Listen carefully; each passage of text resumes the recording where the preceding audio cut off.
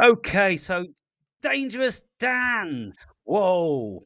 Yeah, for a couple of seconds that we spoke about, I don't know, 3, 4, 5 years ago, something like that. Yeah, quite a while ago. Yeah.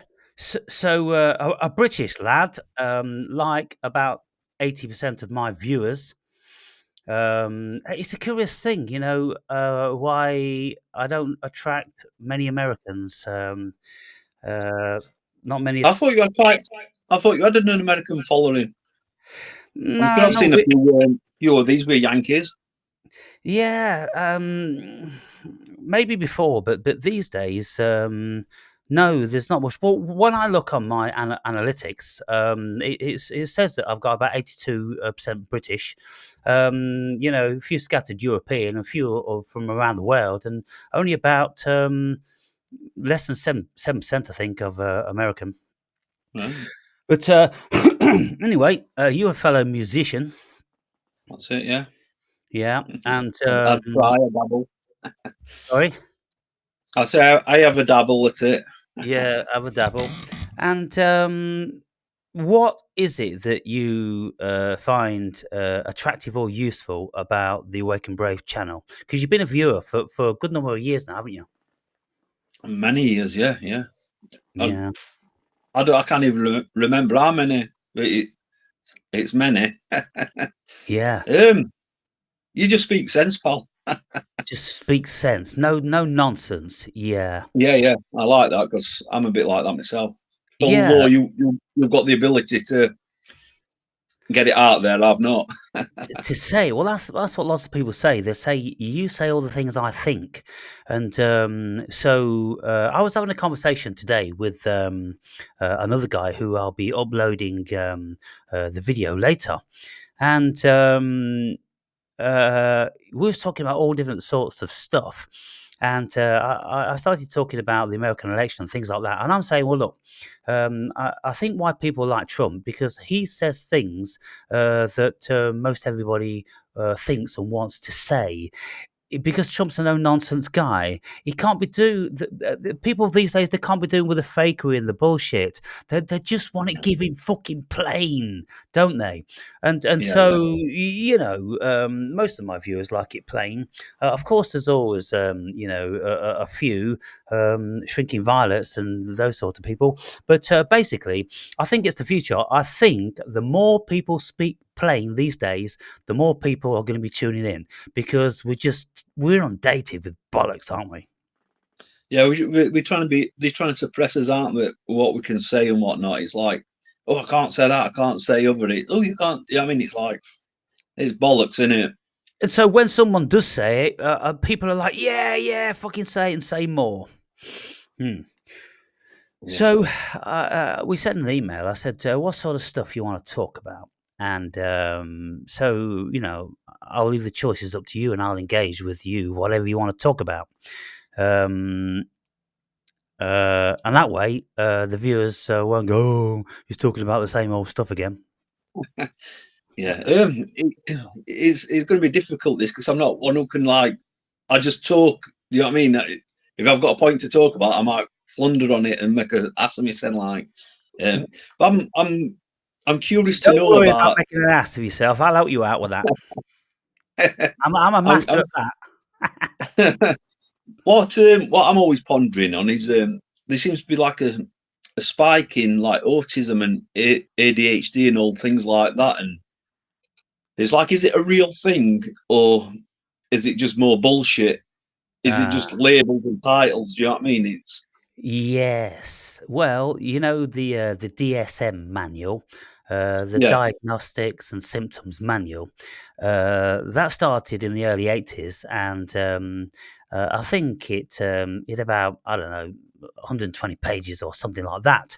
Now it's as thick as a fucking phone book because Big Pharma of course, are paying and encouraging and promoting psychiatrists and doctors, anybody in the medical profession, to come up with new illnesses for the human being.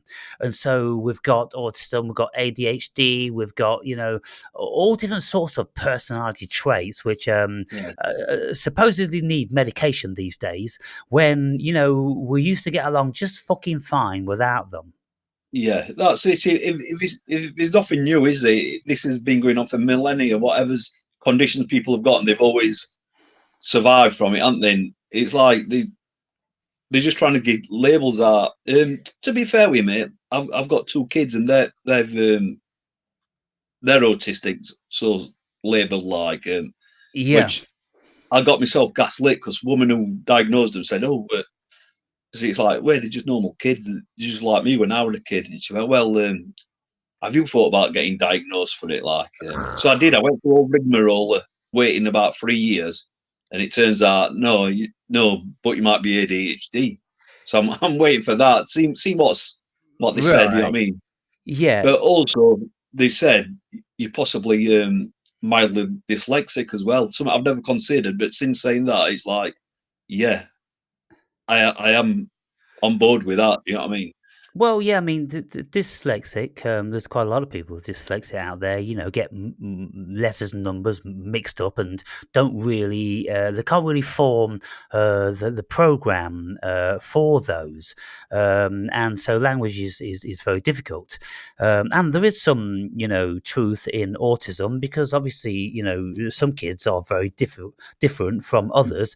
And Yeah, lots of people will speak about, because the data's there, that since the vaccines have been very, very prolific, well, alongside the prolification of the vaccines being squirted into all our kids, well, autism is followed almost the exact same route.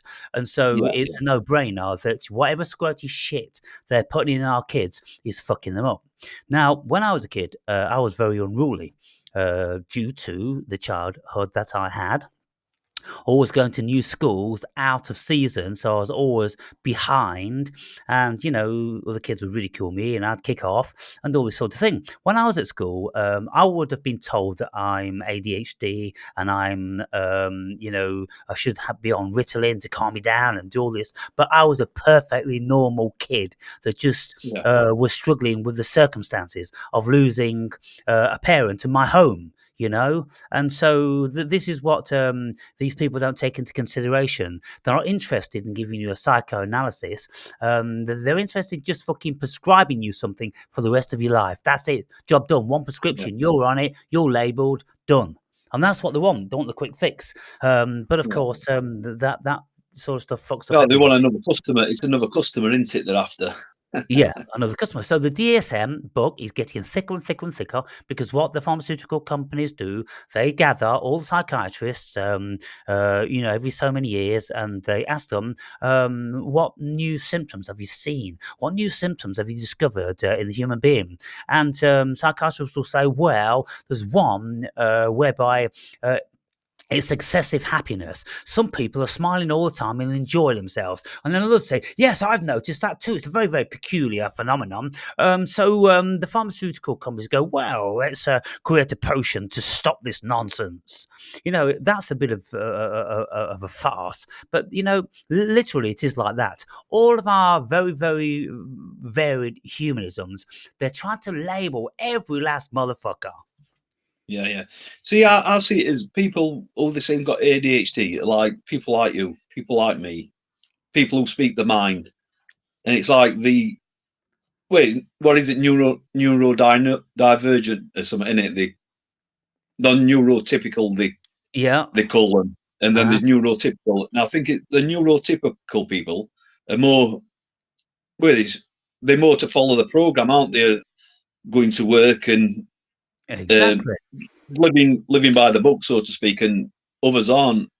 So I think they're trying to get the chemical kosh on you and dumb you in Exactly. a bit. So anybody that's not following the program, anybody that, like me, when I was in school, I'm like, what the fuck is this bullshit? You expect us all just to sit there, starry-eyed, gazing at you, writing shit down, copying it off the fucking blackboard? It's bollocks. I'm not fucking interested in it. There's many things that I would rather be doing, investigating the natural world and nature and this, that, and the other. So I was expelled from every school I went to of my own volition because I thought, well, I can busy my time, much more conducively to my spirit than listening to this bullshit and becoming a fucking, batch operated fucking automaton. And that's what I did. And so I would spend many, many months of each year roaming around nature, expelled from school whilst my parents were trying to get me allocated to another one. And I was like, fucking awesome. And so I learned a lot about the natural world, and spending a lot of time on my own. And the beautiful thing about it, I wasn't programmed. I was outside of their programs and all their machinations, you know. And Yeah, so it's I'll tell you something else, Dan. By the way, and I don't know whether you have had it. Tell me if you have. These vaccines, inoculations that they give everyone at school, these big fuck off needles. I never had that. Did you have that? yeah. Yeah. Yeah, that TB jab thing, big Yeah. scar Yeah. on the Yeah. arm. Yeah, Yeah. yeah, I've had that. But since school, all I've had is a tetanus shot. What my mum said I needed to go to Greece. I Right. think it was a tetanus shot. But like you mentioned, linked to vaccination and ADHD and all that bollocks.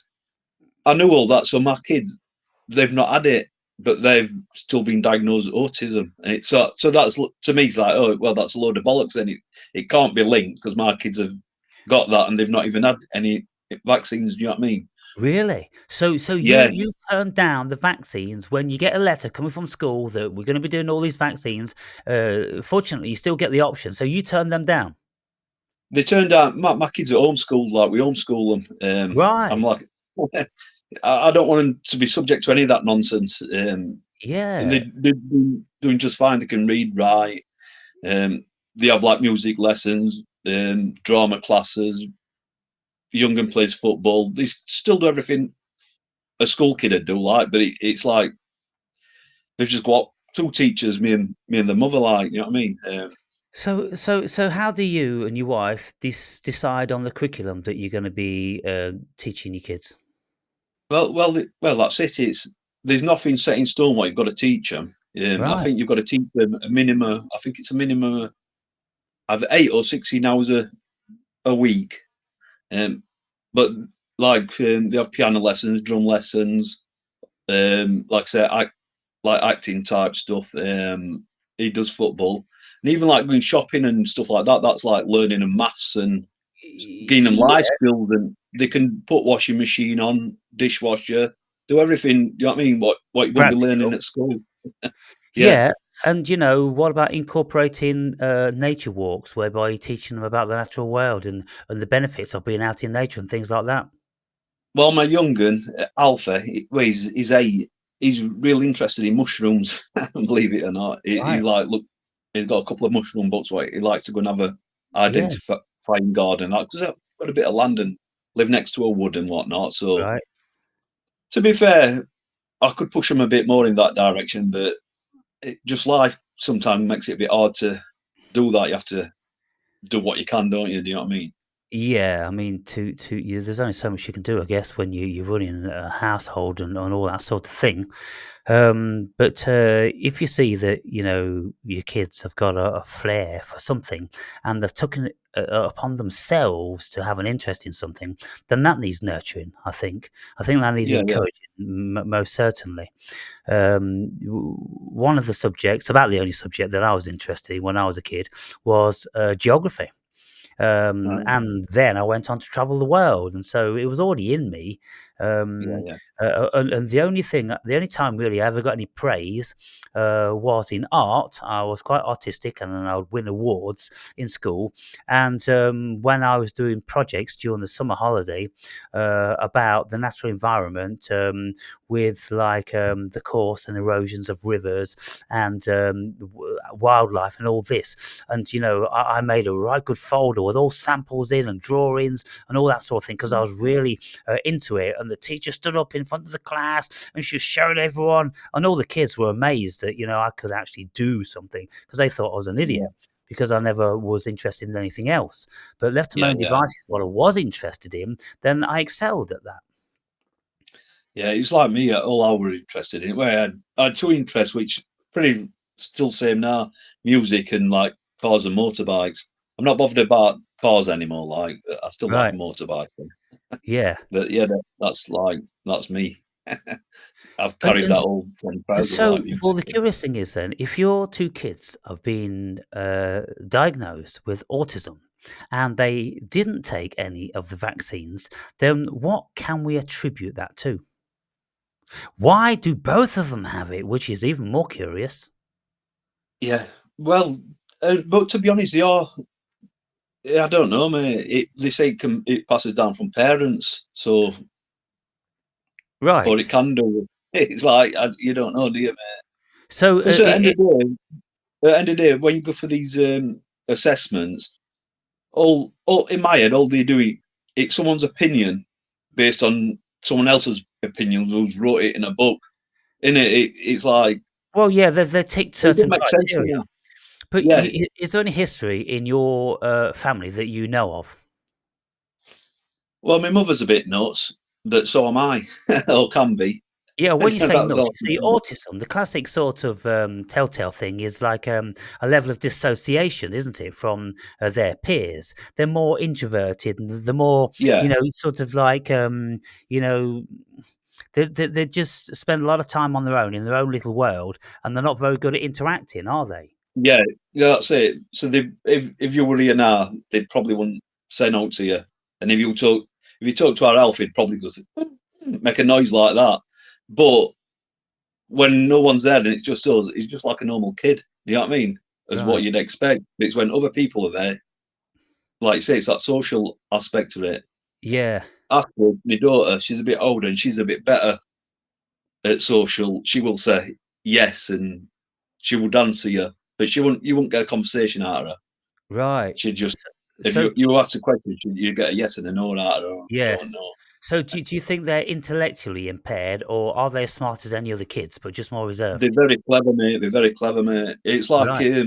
we've been doing drums a few months, and his drum teacher said he's best under 10 I've got, and he's 8. Right. She's very smart on piano. Like, oh yeah, she's way ahead than other students Right. at her age. And he's very logical, Alfie. See, that's it. They're not two are the same, are they? Like someone might have got one of them might have got very good at one thing, and other one's very good at other. It's like Ashley's not very good at maths, but Alfie is. Do you know what I mean? Right. Yeah. It's peculiar. So they say that Elon Musk, gives a lot of signs of autism. Now, Elon Musk is probably the worst communicator I've ever heard. He ums and ahs and farts, and he's not very eloquent at all. But then he's said to have, genius IQ, these sort of things, and so that kind of fits the stereo. Typical autistic person, Yeah, they tend to have a flair which excels many other people in certain realms, but they're yeah, just not good in social environments. yeah. But then on the other end of the scale, you've got proper monks, aren't you? Like, and it's like how can you class them in same under the same thing? I know that might be offensive, like the Well, we're if not you bothered talk about about that. mongs, I mean that's the derogatory termination for like Down syndrome. Yeah. Uh, Yeah, I know, but what I'm saying, they might be someone who can't like string a sentence together and really yeah, like retarded, most of my viewers, like most of my fucking including me. viewers. So that's it. I think you've hit the nail on the head. 90% of my viewers are autistic. That's it.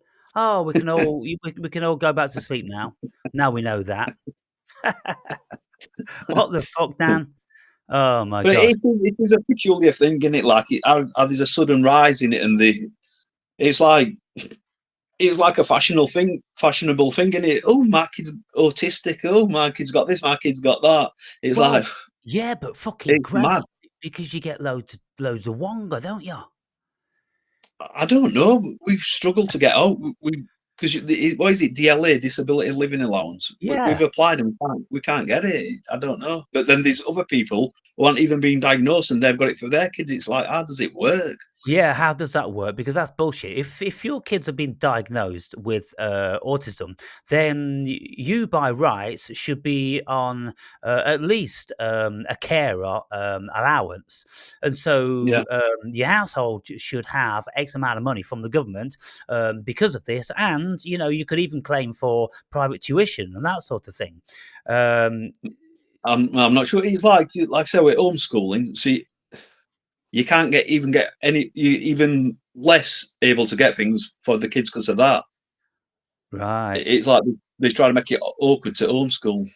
Yeah. Yeah. It's like you if you go to school to get all books, pens, everything, you get no funding for homeschooling whatsoever. Like, Well, that um, that that's that should be a criminal offence in itself because they'll pay for yeah, everything. They'll pay for all your teachers and all the facilities if you send them under the indoctrination umbrella. But if you do it yeah, yourself outside, it's kind of like fuck you. You want to go yeah, against the state? We'll give you nothing. yeah. I heard the other day. I only heard. I didn't delve into it. Now it was just like heard it in passing. But they may be trying to fetch some other regulationary thing out for homeschoolers, like Yeah. because like at the minute there's not really anything. There's someone who pays you to visit every now and again, who contacts you every couple of years, like see how it's going. Yeah. Well, I Uh, mean, for the little amount I know about homeschooling, it seems to me that it's really kind of liberal, and I would have thought there would have been much more impositions. You would have at least had to um, uh, bring your kids up to the general standard. I would have thought they would have given you exams. Yeah, sure, you can homeschool your kids, but they've got to be able to be literate and they've got to be able to be numerate to a standard. And if they're not, we're going to take them away from you, which I think is quite fair to be honest. yeah, yeah. Because if you're Well, homeschooling kids and you're not teaching them anything worth fucking while, then you're doing a great disservice to them, aren't you? well, I agree. But as you've just mentioned, exams, I'm sure homeschool kids you've got to pay for them yourself. Right. It's like, Yeah, though that's um, stupid, isn't it? Because that's yeah, counterproductive. Because if they're forcing you into extra expense when they're not giving you any help at all, well, that doesn't make any sense. And so, yeah, that seems peculiar in this day and age. Why they're not exercising some sort of authority over that? You would have thought most certainly they would have said, "Look, do you want your kids to be behind all the other kids?" I mean, because the education is about a standardization, and if homeschooling isn't up to that regiment, then you can be knocking out duffers, oh 10 to yeah, the penny, couldn't you? yeah, definitely. It's like since COVID, the amount of homeschooling what's took place now, I think it's like into a couple of 100,000 in England. You know what I mean? Which Right. is a lot of kids, isn't it? Really, I know it's not millions, but Yeah. it's quite. I bet it's what a couple of percentage of all school goers, and they've been homeschooled now. So I think that's why they're trying to change regulations to get back into schools because that's where they want them in the training camps, isn't Yeah, it? and if you don't want your kids to be subject to all this transvestism and all this Yeah, liberalist bullshit and being promoted to have their bollocks cut off and this that, and the other, then the last place you want to send your kids is in one of these liberal institutions. And exactly. most certainly, if you've got schools which have a high proportion of ethnicity there, then the ethnicity rules, and you've got to bow down and obey all this different sort of shit, and you can't be saying anything about the differences. No, it's Yeah, all fucking wrong. And so I commend you for homeschooling your kids. yeah. It's discussing what's happening. It's like I've got 5 kids, mate. 2 of them are grown up. One of them's got his own house, and one's at university, like, and they did go to mainstream school. Um, but my daughter, who's at university now, I remember a couple of incidents. I'll tell you one. I used to live Just opposite before you do, school. I'm going to put this on pause. I just need to go for a piss, mate. All right, mate. I'll wait if I. Alrighty then. Yeah, so like I was saying, I used to live opposite. Well, I bought an house opposite school where she were going, just so I could be there, basically. And she were in playground with like playtime, and they like prisons, aren't they? All big massive fences, like ten Yeah, foot fences around them. Anyway, so I see her and she's dad. And they've like a path, and she came down it to a fence. So I went over talking to her. Teacher come, they had walkie talkies and lot, and he says, "Come up here, girls," because she were with a friend. I went, "She's talking to her dad." "No, she shouldn't be down there." "Well, there should be a fucking gate up there, not letting her down here, then, shouldn't they?" And like I say, I'm a bit of trigger happy type of guy. I love temper. Um, but cut a long story short, you're talking to me, and they're like, "No, you can't talk. You can't talk in school time." So I did go yeah, in and see Ed about it and had a bit of a rant. And another time, they put some video on from him in some lesson, and it was like a 15, and it scared the living shit out of her. So I complained about that, and it was just like a joke. "Oh, it was an accident. It won't happen again." He's wait, it already scared life out of her. Do you know what I mean? She was yeah, probably about 11 at the time, and it was some yeah, it was like some spirit type, ghost type thing, gripping souls out of someone or something. You know what I mean? It's shouldn't be yeah. showing kids that. Yeah, so there's lots of areas where they're fucking up, and you wonder where the old human race is going. I was speaking to somebody a couple of days ago, and they're speaking about uh, kids that they knew, like kids, somebody else's kids, one of their family members' kids, or something like that, and they were saying that this kid was talking about sex change when he was about 9 years old, or something like that, wanting to be a girl, and very very serious about it, and being all authoritative, in the, he can have a sex change whenever he wants to, and this that, and the other. Yeah. That in America, that they're offering sex changes in prisons. Can you imagine the amount of money that sort of stuff is going to cost? And yet they're opening the arms, and they're promoting it and welcoming it. Anyone coming into the incarceration facility can have that shit done. It's like, wow, that you know. There's a lot of fucked up shit. Oh, mate, I can't even think of words to describe it, but it's disgusting. It's like they're pushing that agenda. But what do you know what I mean? I'm sure he like World War II, going back to Hitler. I'm sure he tried cleaning all that stuff up, didn't he? Yeah, yeah, and so, Didn't yeah, you look at what they tell us is bad, and you look at what they tell us is good, and it's kind of like, that don't compute. It seems asked about face, because during the period of the National German Socialist Party, everybody was fit, and everybody was encouraged to be very active and to eat well, and Yeah, to get a job with unity, driving for the fatherland, and all this, and in all these propaganda videos, of course, they're propaganda videos, but where all the women, they genuinely seemed happy. You couldn't tell, say, like a line of 50 women on the production line, making bombs or bullets or something, all look happy. No, they did. They just looked like they were doing something with a purpose, and they had a unity yeah, and a camaraderie in there. And all the kids, they all had a washboard stomach, and so you can't deny that no. the But healthiness. what it is, well, it's a theory, I guess. They're just causing that many divisions between us now. And like back in them days, they were like that goal. We need to do this for this country. And now there's more than country to fight for. Now you've got different races, you've got different sexes. You there's an abundance of stuff what's dividing everyone, and nobody's pulling together for that general purpose. It's like that's why nothing will ever change, because there's so much wrong, and nobody can change it, in my opinion. Yeah, well, they want to break down borders, they want to break down nationalism, they want to break down unity, they want to break down sovereignty, they want to break down your own personal sovereignty. They want to destroy everything. Divide and conquer. That's the nature of the postmodernists, the liberalists, and the globalists. So you got all those things and lots more involved in all this stuff, but.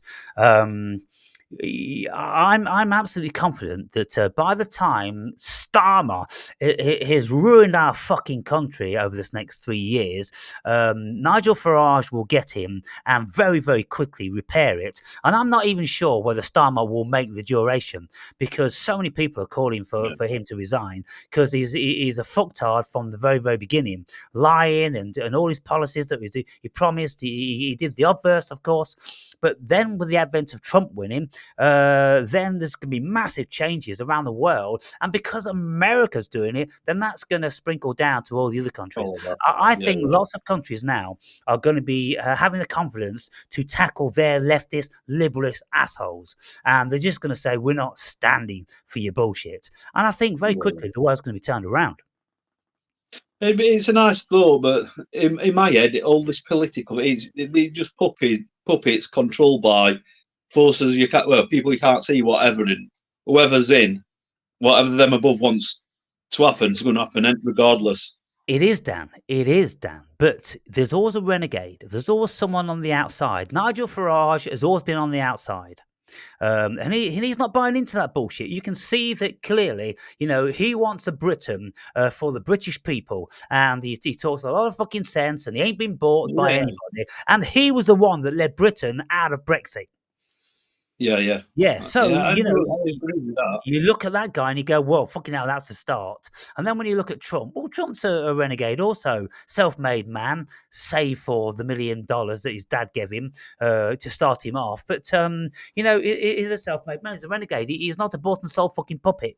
And so the thing is that the spark of hope that we have as a race is that by whatever measure, these renegades manage to get in, because the people recognize that the power of them, the legitimacy of them, and they're still not brainwashed enough to not see that. And so when they see it, then they go for it. And America, Trump won hands down. He won in every single department.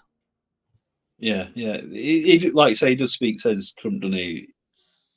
But I'm just skeptical. It's like he's part of that, and to be part of that is got to be. It's like, I mean, no disrespect to American people, but Biden, who on earth? It's like a fucking. It's just like a fucking mindless thing, isn't it? It's empty. It was ridiculous. He was a puppet being propped up. In actual fact, he could have been dead. He was that stiff. He could have been dead. He looked like a ventriloquist act. But okay. We need to be skeptical because the powers behind globalism are massive.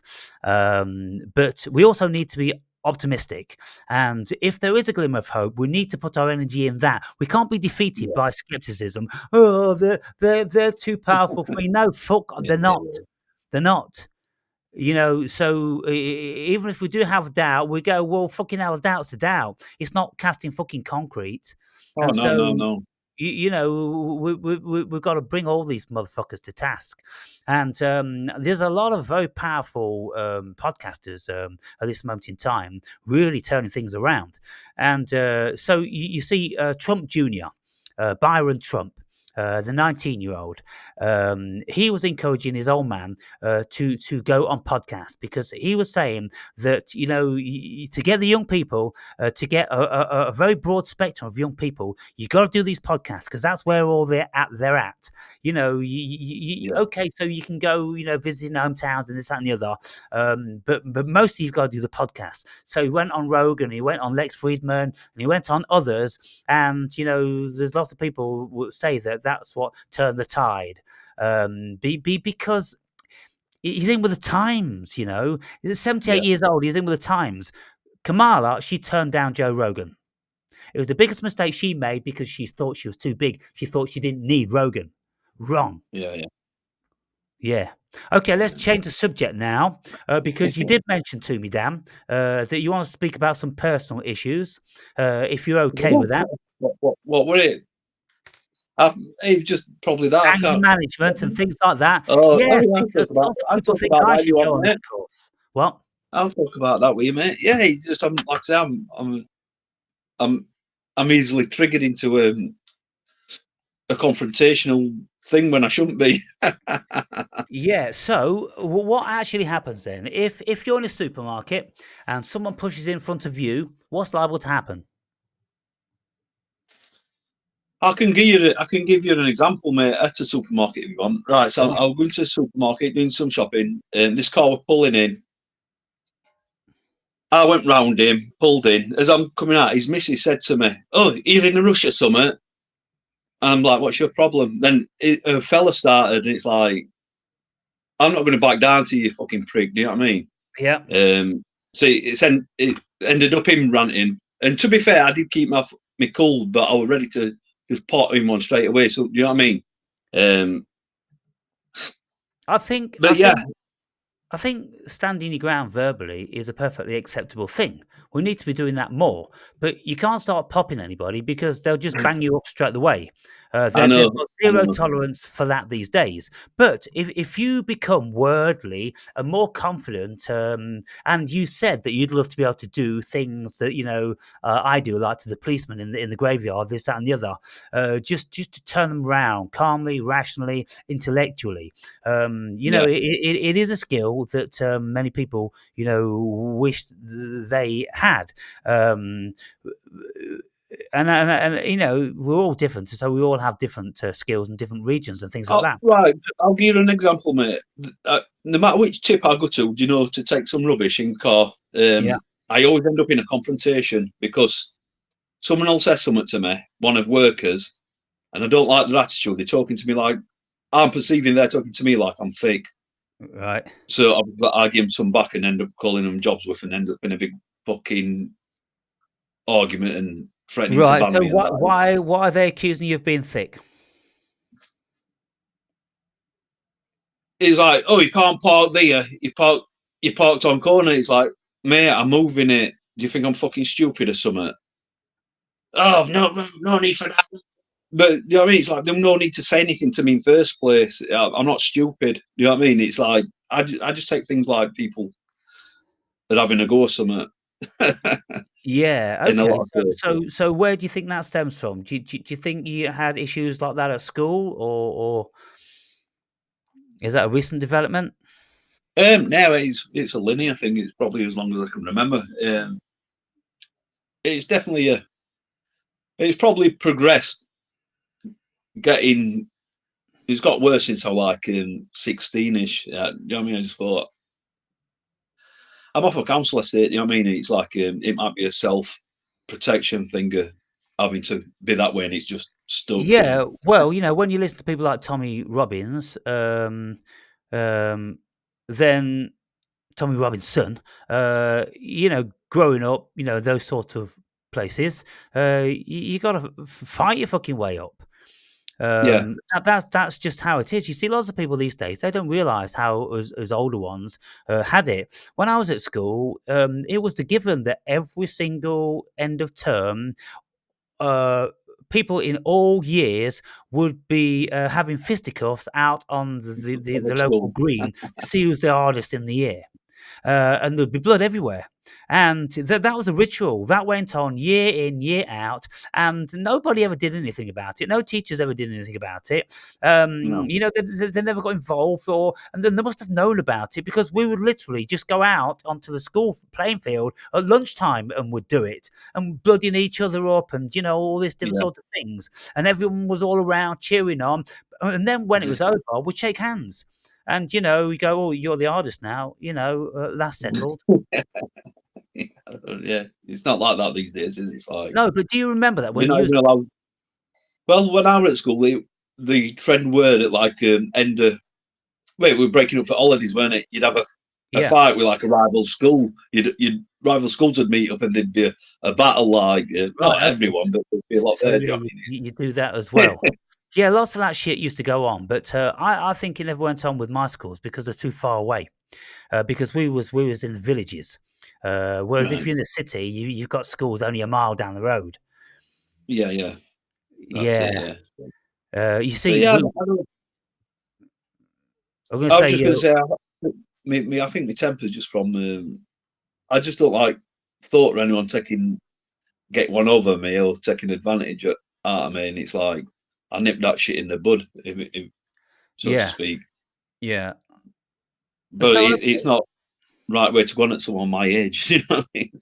well, you know, it ain't ever gonna get any easier if you get into a fight. But yeah, you know, just okay. You can say things. You can diffuse things, and you can belittle people without carrying the weight of it, without getting all angry and seeing red. You know. Yeah, yeah. Having said That's that, it, you isn't know, maybe you can't. Maybe you just get triggered, and maybe you just do see red. That's your thing. it?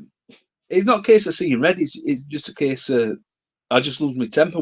I don't have the thought. My thought is just to I just react straight away. You know what I mean? There's not a pre-thought because after it, I'll be like embarrassed about what I've done. Yeah, Type thing. Do you know what I mean? yeah, yeah.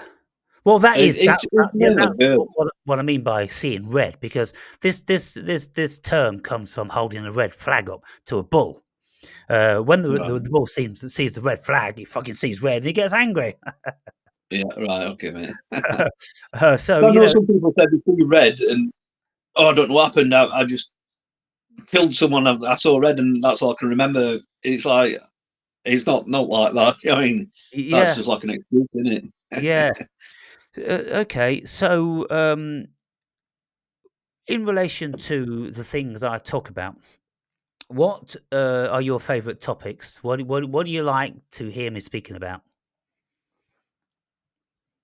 Oh, I couldn't pick one. I like it when you're taking piss out of other people, like you're slagging your followers off. Yeah, fucking shrinking violence. I like them videos, man. Yeah, so isn't it a curious thing? Because you know, I was even speaking about it in today's video. I made a cooking bloke video, and I'm saying, uh, what would you feel like if I was nice? You know, how would that affect you? How would you think that different? How much more would you enjoy? And this, that, and the other. But like I'm always saying in my videos, when I make these videos where I'm fucking firing a load of flack over everybody, they're always the most well received. Why do you think that is? Why do you think you enjoy them the most? It's like say you basically speaking sense, aren't you? It's like there's a lot of idiots out there who get upset about anything, and they're just not tough. Wait, they don't even have to be tough. They I don't know, mate. They just get offended by everything, don't they? There's no Yeah. need for it. And so because everyone gets offended so much, I think it's you know, a caricature like me, who you know sort of gets a bit larger than life, and starts calling you know all my viewers retards when you know of course it's silly because I don't think my viewers are retards because they won't be watching my channel if they are retards. But you know, there's a Yeah, few of them that say stupid things, but you know, I just joust to get a reaction, to change things around, just to yeah, no, see how people deal with it and see what they've got to say about it. Because I want to know what the fuck you know people think when they watch my videos, and I want to know a little bit about them. You see, and if they're lying there dormant, I'm gonna fucking rattle their cages. yeah, And so, yeah, you man. know, people like that, and it's kind of like, look, even if I wanted not to do it anymore, I think if I didn't do it for a couple of months, people would be going, "When's the next fucking rant coming, Aaron? You know, getting fucking withdrawal symptoms here. You know, we live for your rants, dude." Because people like people being put right, and people say to me, "I wish I could do it. I wish I had the facility. I couldn't get away with it in my work or in my family, but I love it when I hear you do it and say it." So it's serving us, isn't it, in an emotional way? It is, man. It is like because, like I say, I guess I'd be like that to someone's face, and that's in one of my rants. I wouldn't. I can come across a bit of an arrogant cunt in Yeah. people come across me. Do you know what I mean? It's But you see, I'm the opposite to that. When I'm out mixing socially in the small realms I go in, I'm super nice and I'm really polite and I'm a completely different character. yeah, Because I don't think about people what I convey on the channel. I'm just saying all different sorts of things to get varying reactions and put up videos and draw in Yeah. different sorts of people and this, that, and the other, and send people on the way if, you know, they're not strong enough. But when I look at what I'm doing, it's kind of like, well, look, I don't consider people to be human unless they make their humanisms apparent. Now, I know you because we've spoken before, and when I see your picture, you know, you got a picture of yourself and you got your fucking name up. You know, you, at least you got Dan up there, and you're a Yeah. person, and I know you're a person, and so you know that works for me. But if I see a fucking picture and a stupid name and this, that, and the other, then I've got no respect for that. I don't know what culture you are. I don't know what country you come from. I don't know your age. I don't know your gender. I don't know nothing about you. You want me to take you serious? Go fuck yourselves. Yeah, yeah. Yeah, there's a lot of like you said, them empty accounts, isn't they? What come on and just say something, and Yeah, it's and look, I click on they're not people's. holding themselves accountable, are they, to the words? Yeah, I click on their channels, right, and 90+% of these channels, they're dead. They don't have a single video, and there's nothing on them, and so they just use that to be invisible. And maybe if they want to talk some shit, you see, in the old days, there used to be loads of you know, trolling going on, but now people can't get away with trolls. Even if you're being civil, most of the time your comments will be fucking taken down Yeah, by yeah. the algorithms. So you know, trolling pretty well is a thing of the past. I've made sure of that. Um, but yeah, you know, I just look, Dan. Here's the thing. I want to treat my platform like I'm speaking to real human beings. And if I can't get a real human being response, then I'm going to do everything else available to me to ensure that, you know, I've got the best opportunity of doing that. And if it means that every one of my viewers who are not prepared to put their faces up, fuck off, then so be it.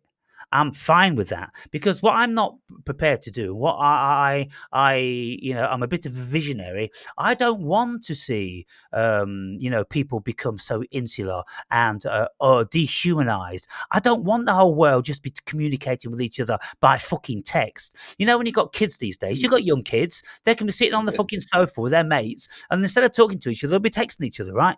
yeah, yeah. Yeah. Well, my kids don't do that. They've not got phones like that. I know what you're saying. Right, yeah. And so what the fuck? What the fuck? So yeah, anyway, I like to talk about this, and people will go, "Oh, why are you always talking about this?" Because it's fucking important. That's right. Because the way we're going is on the dehumanization route, and if motherfuckers are comfortable with that, then they can go fuck themselves. Because they'll all get Like you fucked said, in the bro, end. Sorry. a very good point, mate. It's like it's since the internet's got it's past. Well, the internet is the catalyst of the fucking downfall of the intelligence. I think it's like I know I'm not very wordly, mate. But It's I know like what you're saying. Look, what we can see is people are fucking less because there's too much porn. People can't be bothered to go to the fucking boozers and nightclubs because there's no fucking point. Because you know, can just knock one out on the fucking porn. They can have the girls of their dreams. They can float through porn. You know, with all the different fantasies. You can't get that going to a fucking nightclub. And so then there's so many other facets of everything's too expensive these days. So we're really being forced into the home and forced into our phones and forced into the oh, computer. definitely. Nobody meets anymore. You know, when you go into European countries on the continent, you go maybe France, Spain, Portugal. Well, because the weather's you know, temperate climates, you've got older people living longer, more healthy, and you know, they're sitting around in the village squares or town squares in groups of like 6 or 10. Every single one of them got a walking stick and they're old as fuck, but they're out there and they're joking and they're talking. You'll never Yeah. see that in Britain. No, no. It's a shithole though, in England. It's like a lot of places. You're scared. Well, I'm not scared, but a lot of people would be scared to go out, like when it's dark and whatnot. It's there's a lot of violence and whatnot going on, isn't there? And it's Someone told me the other day, right? They were getting off a fucking tube in London and they got robbed at gunpoint on a tube in fucking London. It's mad, mate. Absolutely mad. It's fucking crazy, man. You'd expect this in America for sure, but in London, and this person said, "Yeah, it's fucking. They got knives and guns and every fucking thing, you know." And one thing that happened is, this guy had his wallet stolen, and he had a tracking device in the wallet. And it was like in the form of a credit card. So the Right. people who stole the credit cards thought they'd keep onto that and they're going to use it, right? So therefore they'd get tracked.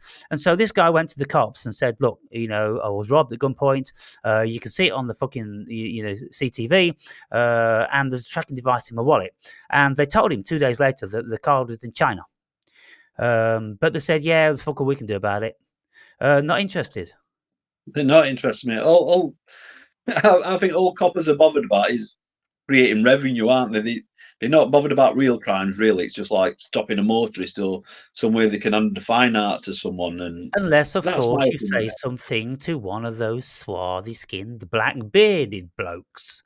Yeah, yeah, And most of them these yeah, days, mate. these young ones, they don't have the big, long black beards, but you know the ones I mean, the Yeah, unmentionables. But if you say any shit about them, then you get yourself 2 years. yeah, mate. Yeah.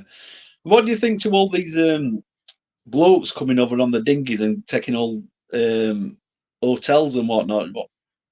Well, What's your exactly, opinion? exactly. These are the swarthy-skinned folk. You know, when I Yeah, speak yeah, about swarthy-skinned folk, you know, swarthy means to have like a Mediterranean skin complexion. And so you can't say, what they are, who they are, because the video will be deleted and, you know, the cops will be knocking on my yeah. door for hate speech and bullshit like that. But yeah, well, You're on about the ones that start with an M, aren't you? Like, I yeah, think.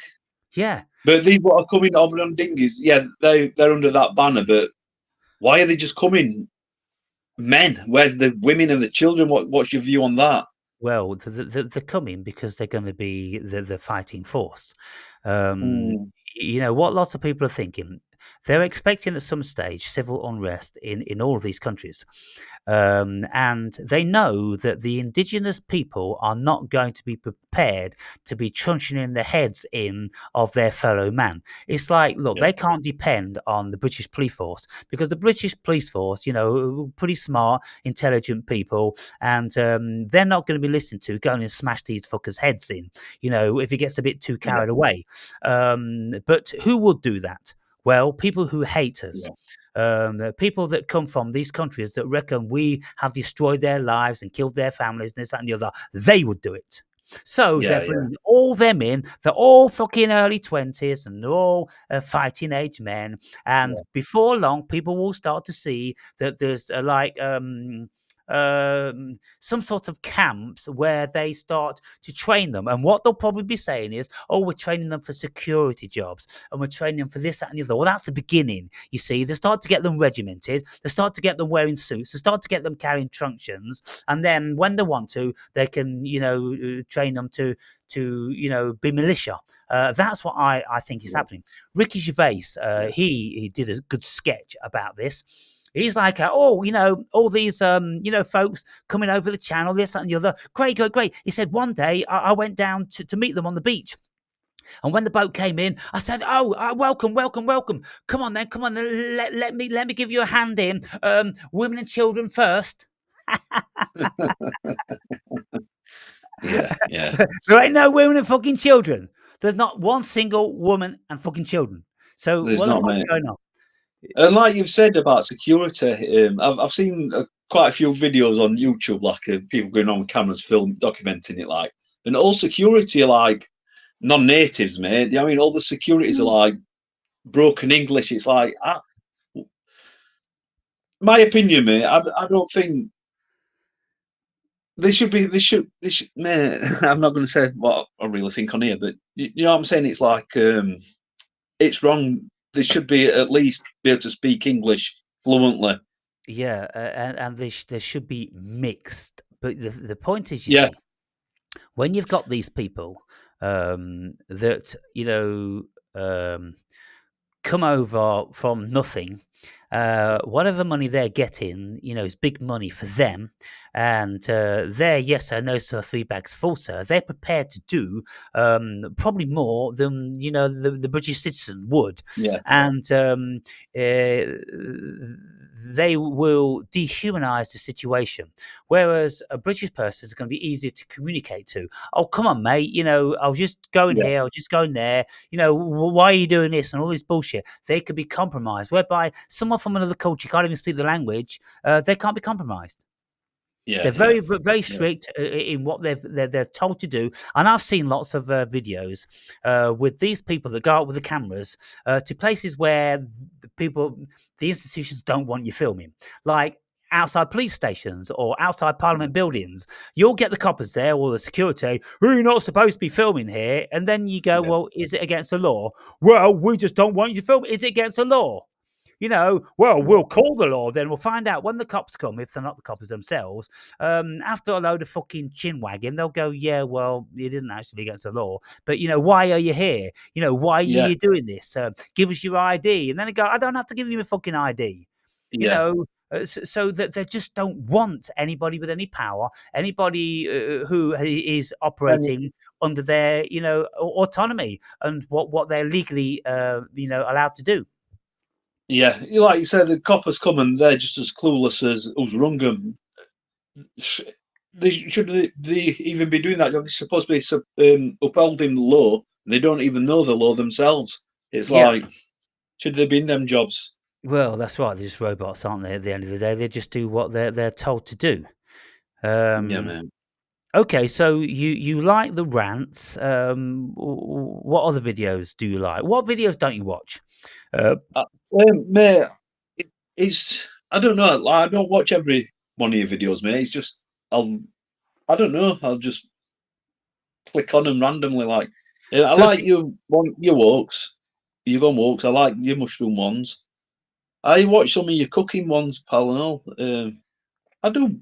I watch varied, but none of them have ever upset me or triggered me. You know what I mean? yeah, I yeah, like them all.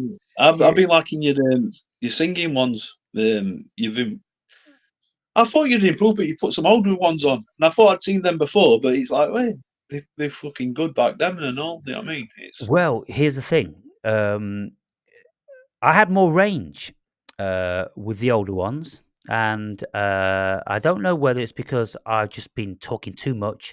I'm always talking. I'm doing these sort of things. I'm making videos, and I'm practicing singing most every day, and I invariably don't give myself a rest. And I'm older, but when I listened back to those songs when I was down in Portugal, they're about 8 years old or 10 years old, something like this. I'm like, I had more fucking range then. And I'm trying to get that back. But there's always a tension and a rust, um, a dryness and a soreness in the voice, and I think it's because I'm overusing it. But yeah, uh, it is getting better. I try so fucking hard, I really do. And because I enjoy it, then I'll keep at that. And of course, because you're a musician and you're in a band, then you know how it is yeah, with yeah, this stuff. yeah. No, I can't sing really. I might get up one day and think, oh, I fancy singing, and then I can play guitar no trouble, but it's singing what I struggle with. I don't practice it. I don't practice singing. So if Yeah, I but you, did, you I'd probably say be that better. that song you sent me, I could see a quality in the voice, and Yeah, I cheers, said mate. to you, I said you've got more range than I have. Or you'll sing in a higher key. And I think you beat yourself up too much about that, because if you did practice and, if you did more of it, I think you'd really surprise yourself. But, as long as you keep telling yourself you Yeah, can't, then you won't. yeah, I guess so. That's Guess how it so. There's works, something. isn't it? It is. It is. Yeah. Just a mini. It's like my life's hectic with just general life and family stuff. You know what I mean? I'm envious of you just being you on your own. Do you know what I mean? It's like Yeah. uh, You you make know, your bed, innit? yeah, So to that's speak. right. Yeah, that's right. Because Well, this position I'm in is an exceedingly privileged position, but it took a lot of working at to get to it. It took many years to get to it, and the lengths you have to go to, are a lot, and most people won't go to those lengths, and so this is why people will often take what they consider to be the easy route. Oh, it's just easy to go to work. Well, it might be initially, but then it don't get any easier ever. But like me now, well, I'm emancipated. Been emancipated Yeah, for yeah, 15 fucking years, and that way I can live my life and be and do whatever I want to do and be. And that's what I think the human experience is about. It isn't about yeah, being bound and shackled and chained and governed, and you've got to be here and you've got to do this. And oh my goodness. yeah. Well, to be fair, I'm in a similar thing, but it's just family. It's like, to be fair, my missus is the main breadwinner, but then I've got kids and everything else taking me away from what I want to be doing. I know it's a Yeah, selfish thought, but I'm being truthful. Do you know what I mean? It's like, yeah. You had too many kids, probably. Uh, yeah, it sounds like you had two batches. Did you have an early batch and then a later batch? yeah. Well, I've got two, one woman, then I've got three to one I'm with now. Yeah. Like, So that's the thing, because if you let it lie after the first one, then you'd be right by now. You'd be definitely. spending 10 hours a day in your garden, wouldn't you? Yeah, yeah, Probably pulling up your carrots and shit like that. yeah. Uh, No, yeah. Okay, but yeah, so we're up to 1 hour now. We do about another 20 minutes or something, then yeah. we can round this one up. Is there anything else that you've ever really wanted to talk to me about, or run by me, or you want Uh, to, um, tweak my brain about, or something like that? uh, I feel like I'm put on spot now. So my mind stopped working. Yeah. I'll ask you a question I'm interested in, but you don't have to answer. What happened when you got locked up? What were the thing? Yeah, well, that all that sort of stuff, I will be speaking about as and when, but it is very, very complex. It is really, quite emotional. There's a whole lot of shit that went down, and to be quite frank, it's no fucker else's business. Um, uh, but I will write a book about it one day. Yeah. Um, uh, but it's massive. It's so massive, and to be quite frank, and again, demeaning, the complexity. What I will eventually talk about is going to be vastly over 99% of the viewers, because it's so deeply rooted in the deepest of human psychology, mind-bending, fucking evil, and any number of other fucking thing. And so that's why I haven't even begun to write the book about it, because it's just going to be so complex to deal with. So I got this first book out of the way first, which was 15 years of my spiritual development, and that was easier to write. You know what I'm saying? Yeah, I've got it. I bought it. I've not read it all. I've I've got to about chapter 15, I think. But like I say, I'm not really a book reader, mate. But I've got to about chapter 15. I went away and read that on holiday. Like, Right. Okay. Well, that's good. So, what did you take from any of it that you read? uh, well, it was interesting. But a lot of things you were saying, it like it just seemed basically you weren't saying no, I'd not fought before type stuff, if that makes sense. Right. In, Well, that's in interesting. the So, water. up to chapter 15. Um. I've got it here, mate. I think it Yeah. might be 15. I might have, yeah, chapter 15, mate. Right. So, Because you obviously you talked about some good stories. I'm sure it was in book when you you went up some mountain in Africa and Yeah, nearly froze to death. That were interesting. Basically it's just a document of your life, isn't it? yeah. But all your, I don't know. It was a while ago. I did read that. I Yeah, need but to what I finish it think, off. what I think, and what I know actually is that the subject matter in that it is very very deep, and unless people have an experience in those sort of things, then they are just going to glaze over it and brush over it. Now, in that book, it starts Well, out. I'm not saying I glazed over it. I'm just some of your like things you were saying about there were a lot about like spiritual stuff. It's like it's all stuff I thought. It's like I can't explain myself. I Well, hope. yeah, I mean, if you see, I've got one section in there. Did you read the astral projection section where I've got those stories about leaving the body? I think so. Yeah, I've never done that. I've never astral projected, mate. But I Yeah, did on a funny yeah. thing. But yeah, yeah. So, then what about being in fear of your life at the end of a gun, being shot, and then what about that? Yeah, I read that bit. Yeah, I think we all have these things, don't we? It's how we deal with it and rush it. I mean, shit happens to everyone. You know what I'm Yeah, saying? yeah, Everyone deals with their own shit. It's like I've had funny. I've never been shot at, like, but I've been in very environments I shouldn't have been, and I've been lucky to get out of them and whatnot. You know what I mean? It's yeah. And so, well, chapter 15, the book's just about getting started. So if all you ever right. have another holiday, then take that with you and continue because what is it, 26 chapters, 26 chapters. So There's a fair few start halfway through, innit? Just less than halfway through, I think I've got to. yeah, It's a nice read. Like I say, I'm slightly dyslexic, but it were a nice read. It yeah, weren't hard to read. yeah. It kind of flowed a bit. Yeah, it's kind of flowed, and it gets you to ask questions like, what do you think of God?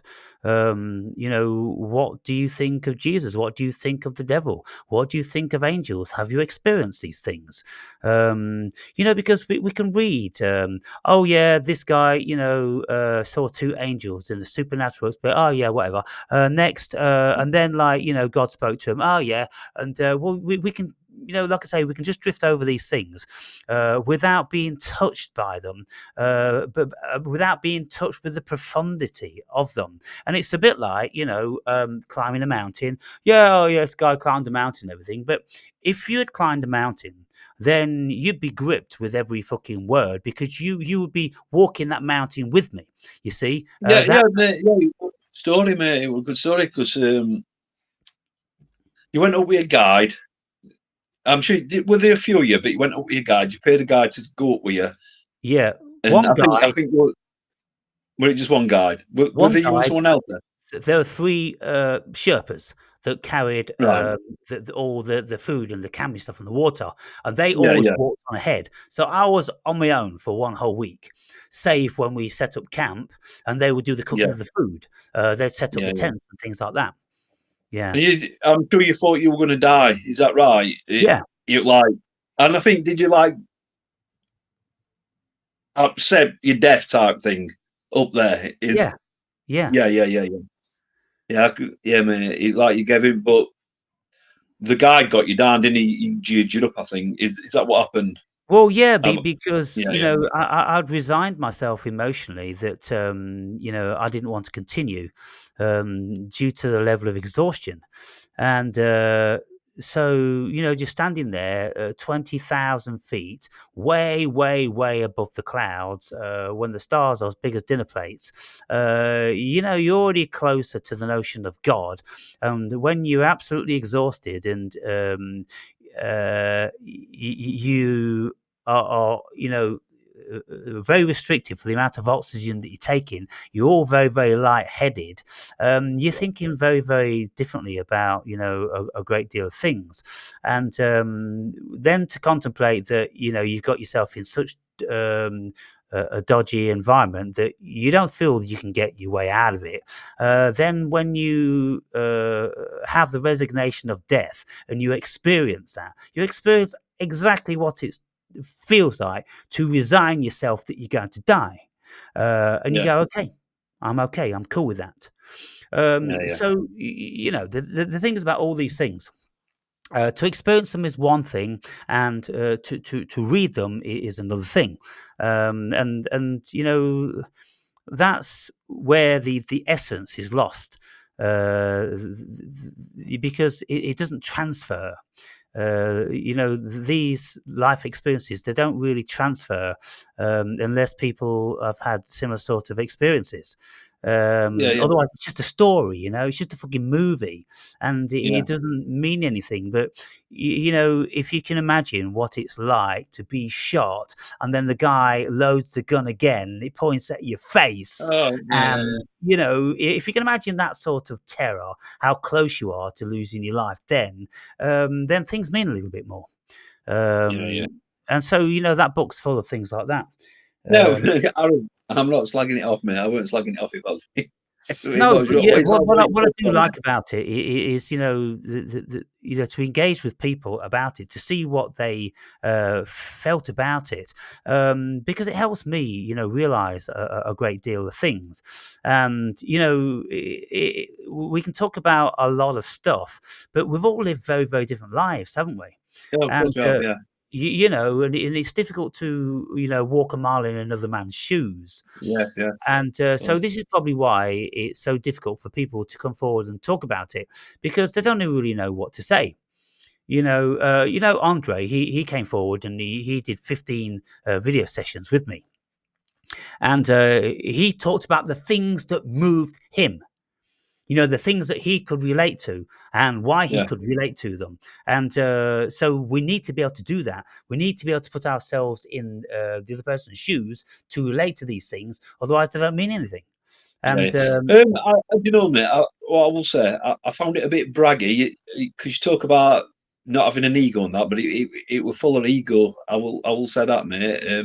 No, not trying to upset you, that's what I took from it. Oh, 1 minute you're saying you've not got ego, but it's full of ego, like bragging about your cars and women and stuff like that. well, yeah, look, you could say that, but if that book is kind of like a spiritual autobiography, then I was telling the people how my life was. And so Yeah, if you see, look, this is the whole thing about it. If you consider, someone like me telling you in a book about sleeping with 300 women, then you could say, look at the guy. He thinks he's God gift to women. But if you just take that on the face of it, and then you go, why was this guy sleeping with so many women? What was all that about? What circumstances? Well, because he had loads of money and he was in very poor countries, and women would yeah, throw themselves at him, and all this sort of thing. Well, what are you going to do? That's yeah. kind of what every man would do. And then What I because was thinking, with that, I was thinking, were you throwing money at them? You know what I mean? Were you paying these women like? Obviously, of course I I'd was, say yeah, yeah, of yeah, course I yeah, was. They yeah. they were paid. Something else I found interesting about that story. Um, you said you didn't catch hold No, only of someone in England. yeah. That was very interesting, mate. Yeah. And so then, because, I was speaking about I was hanging around with millionaires, that was the fucking area I was in. Yeah, It's all down to perception at the end of the day, whether you consider it bragging or whether you just consider it that that's a guy just being fucking honest, Dan. At the end of yeah, the yeah, day, yeah, yeah. I don't think it's much of uh, let's say, a shining golden star to one's character to tell people that they were in fucking the arms of prostitutes for many years of their life. I don't know what part of that he's But, bragging, really. To be fair, but some people do, don't they? Some people psychology is like that. They want to brag stuff like that. Some people don't they? It's like I know a lot of people who brag about, oh, I've got this card, I've got other card, and it's all show in it. It's like, well, you've not really got it because I'm not talking about you here, but you've not really got it because you're still paying for it and going to work slaving to pay for it. So you've not really got it anyway. You Yeah. miss a day or a week and you've lost it. It's like, But in that book, it's not I impressive. tell the viewer how I earned it, and then I tell them how I lost it. So I tell them both Yeah, sides of the story. I tell them how I was living all this life, and this life of women, money, cocaine, and all the rest of it, led to me emotionally imploding. And yeah. so, what part of that was bragging? What part Yeah, yeah, of yeah. me being terrified at the point of a gun? What part of me losing all my money, or the stage of it was bragging? What part of me coming home and sobbing, in my sister's living room, because I was absolutely devastated and broken? What part of that was Yeah, bragging? yeah.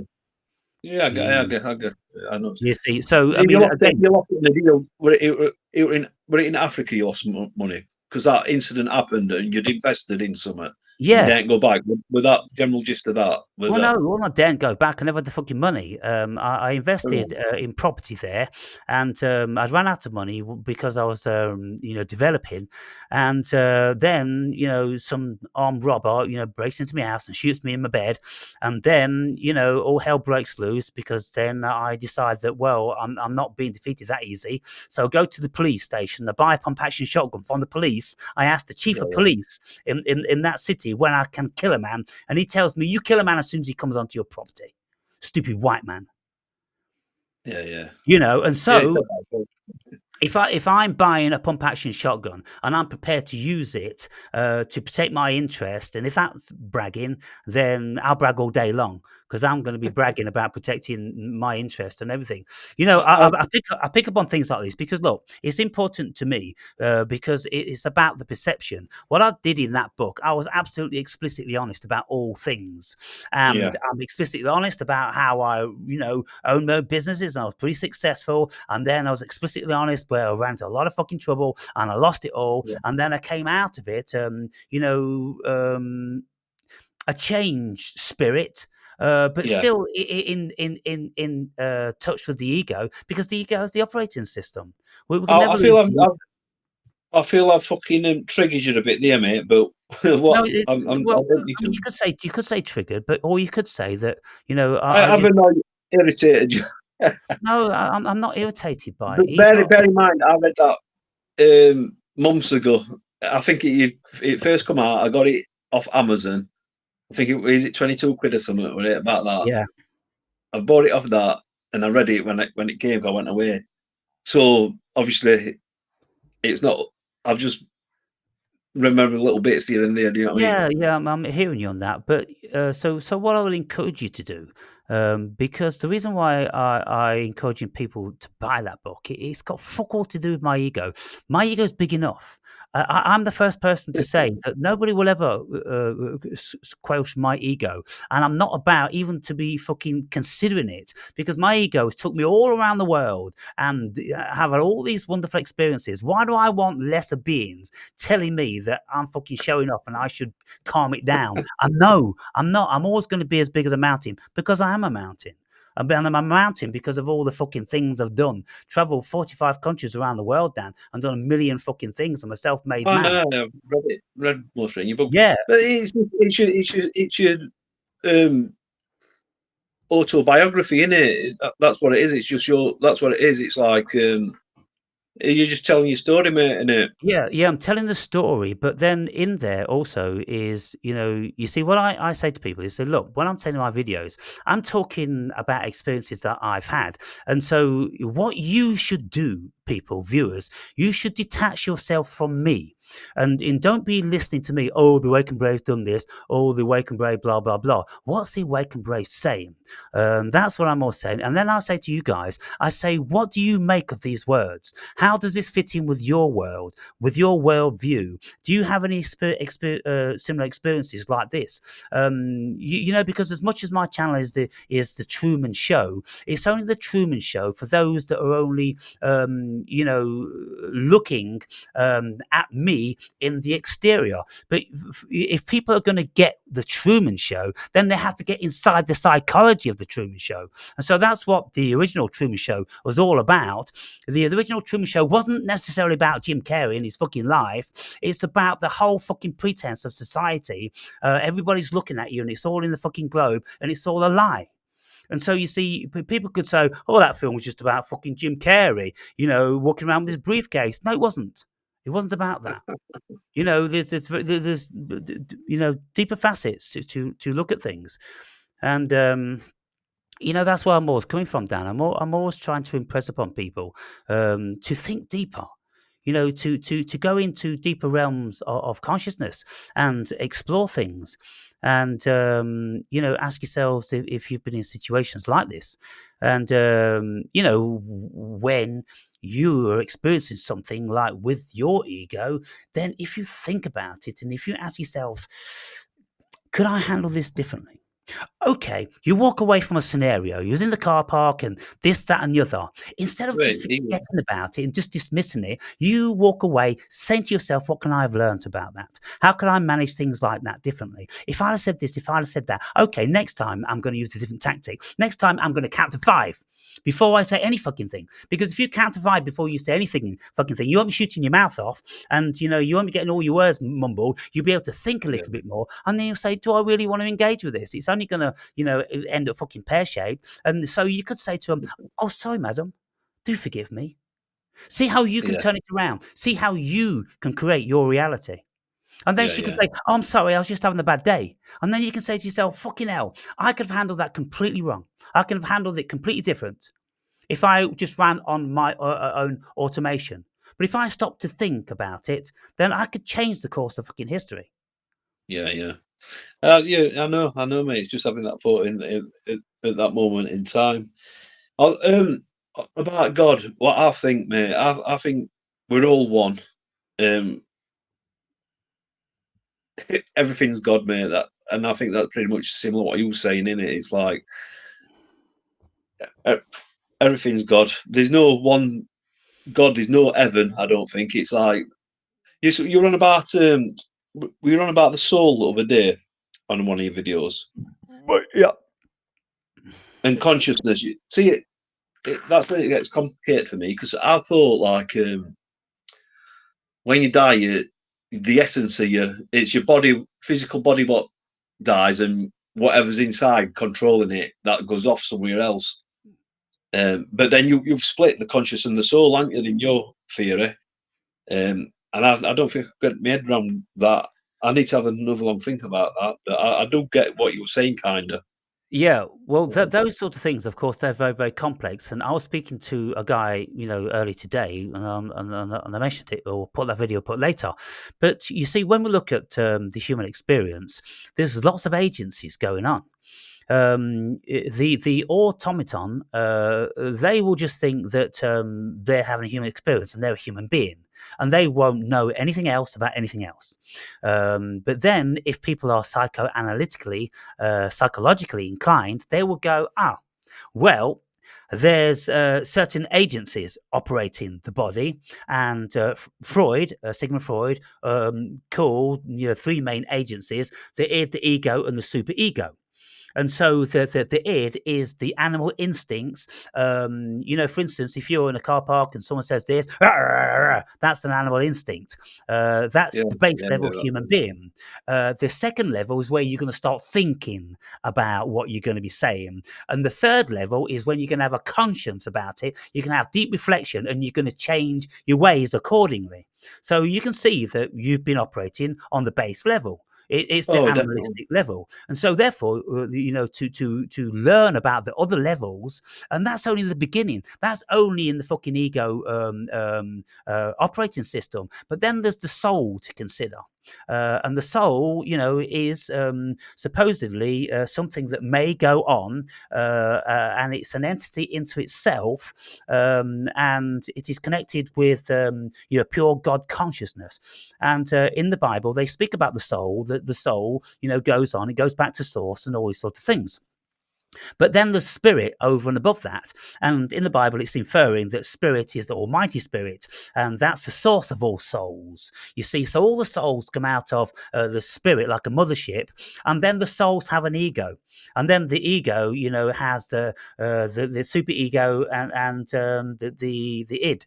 And so it has agencies within agencies. And so there's an enormous amount to learn about what we are. And I speak about all these things in the book. And of course, if you're not versed in psychology and philosophy, then they're just going to be words, because you need to have experienced these things, and you need to have contemplated deeply. For instance, if you have an out-of-body experience and you say to yourself, what the fuck was that? And then you want to know what the fuck that was. So then you go online and you go out-of-body experiences. And people start talking about out-of-body experiences. And you start to go, wow. So it appears that our consciousness leaves the physical body. And it goes into another dimension of consciousness where you can interact with other human beings and other beings of different varieties, fucking aliens and all different sorts of stuff. And if you say to yourself, what the fuck's going on there? Who is it that's going there? And where is it that we're going? Things get very murky, don't they? Yeah, I think I nearly had an out of body experience. It scared me a bit. I'd had loads of weed, and I tried going to sleep, and every time I shut my eyes, it felt like I was coming. I don't know if it felt like I was coming out of my body. And I shit myself and I didn't go to sleep. You know what I mean? That was many, many years ago, like when I probably about 19 or something. Now I don't know if that were happening because I was smashed out of my head, but it definitely felt like when I closed my eyes, I was rising out of my body, and I thought if I come out, I'm not going to get back in. That's what Yeah. scared me. Do you know what I mean? Well, in the early Yeah. days, with that weed, if we had like a Sensimilia, remember Sensimilia?